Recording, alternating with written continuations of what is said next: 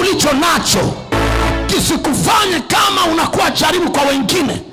Mungu alikupa urembo kwa utukufu wake, alikupa macho mazuri kwa utukufu wake, alikupa miguu mizuri kwa utukufu wake, sio kwa kurudisha wengine nyuma waache wokovu.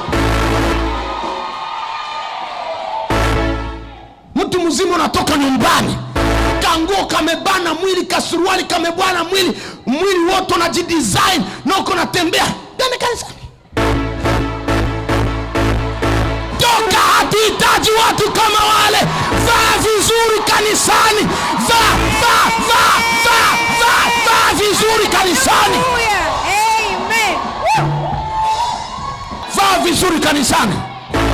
Nasema vaa vizuri kanisani. Hatuhitaji watu kama wale. Vaa vizuri kanisani. Vaa vizuri kanisani. Kanisa sio night club. Kanisa sio bar. Kanisa sio barabara za usiku. Kanisa ni eneo takatifu la watu wanaoenda mbinguni.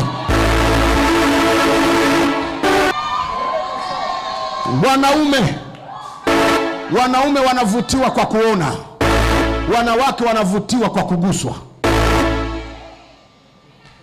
I did biology. Nipe roho yako ni karabati uone uso wa Bwana, maana pesa zako kinipa naweza zikula na usimuone Bwana, lakini ukinipa roho yako ni karabati nipeleke kwa Bwana. Bwana atanipa zawadi mbinguni, Bwana atanipa neema, Bwana atanipa pesa zaidi ya hiyo naonipa wewe. Amen. Hakuna haja ya wewe kuleta mahela nyingi kanisani na roho yako ipotee simuone Mungu. Hakuna haja ya kutoa hela nyingi kanisani, unatoa mamilioni ya pesa na roho yako ipotee simuone Mungu.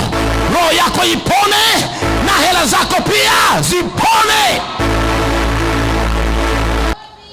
Kama utakwazika tu, utajikwazulula baadaye.